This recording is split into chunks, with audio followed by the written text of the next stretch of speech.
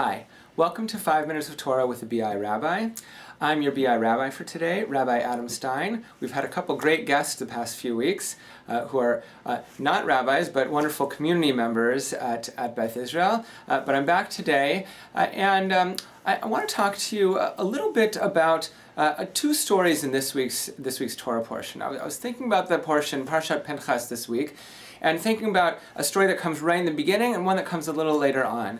And I was reading over a commentary written by an old friend and a professor of mine from rabbinical school, Rabbi Dr. Aryeh Cohen, and he wrote a piece a few years ago about this that got me thinking about these two stories, about how one sort of becomes a game changer, changes the paradigm, if you will, if you want to toss in some of these cliches, and one of the stories really doesn't change things.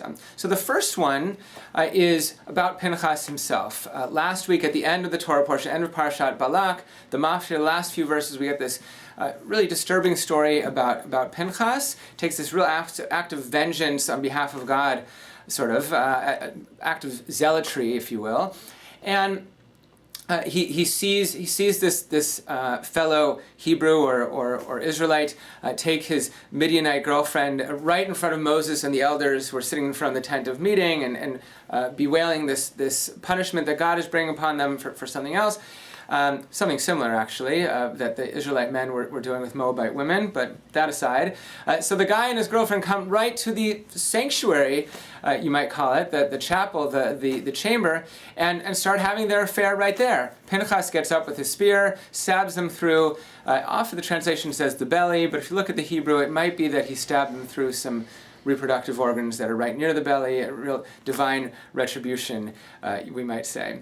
So Pinchas, in the beginning of this week's Torah portion, gets a pact of friendship, a brit shalom from God, and a covenant or promise of the priesthood forever, as a thank you for this act of zealotry. But Rabbi Cohen's point is a good one, that this doesn't seem to change anything, because throughout the next book, Deuteronomy, and Joshua, Judges, etc., into the Bible, we still have the cycle of the Israelites sinning, and then God punishing, and then they're apologizing, and then some hero comes along, and then you get the cycle over and over again with the sin and the punishment. But the other story in this week's parasha is about the daughters of Tzlofchad. So this is a guy who has a strange and hard to pronounce name, Zelophehad in English, but Tzlofchad in Hebrew, a little easier, 2 syllables. And he has 5 daughters, and they have interesting names as well. I'll tell you them. You have Machla and Noah and Hogla and Milcah and Tirzah. They all sort of rhyme. Okay, so they're the 5 daughters of this man, and he had no sons.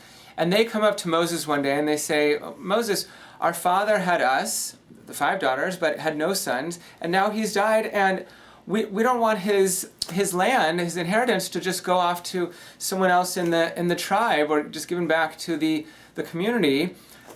We think we should get his land as an inheritance.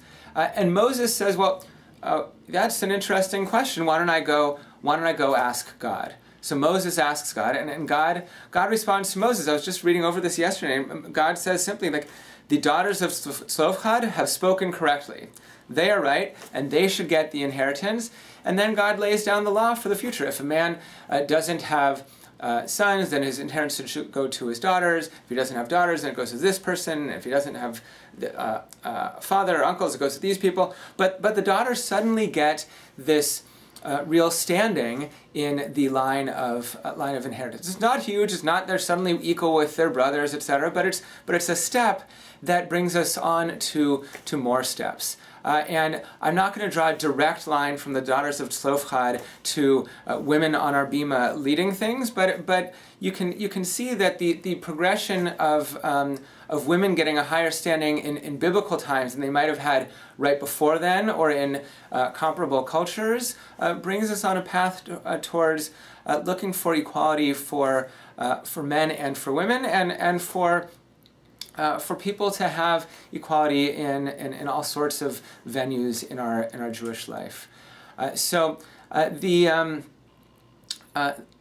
tragedy that we had in the first story of the act of vengeance and sort of the violence and the hatred between fellow Jews that's what makes me think of our upcoming event that I just want to close by telling you about. The 21st of July, we mourn the two temples. The second temple is said to have been destroyed because of sinat chinam, of baseless hatred among Jews. And we're coming together in a sign of unity, actually, just like last year, with Harel from West Vancouver, Beth Tikva from Richmond, their rabbis and congregants coming to us. So 7:45, July 21st, we start with the dinner. If you can register for the dinner, we'll know how many people are coming. That would be great. We should have a lovely dinner and some singing and learning outside, Tish B'Av under the stars, and then we'll come into the nicely lowly lit sanctuary for Ma'ariv and the chanting of Eicha or Lamentations. So Shabbat Shalom and see you soon.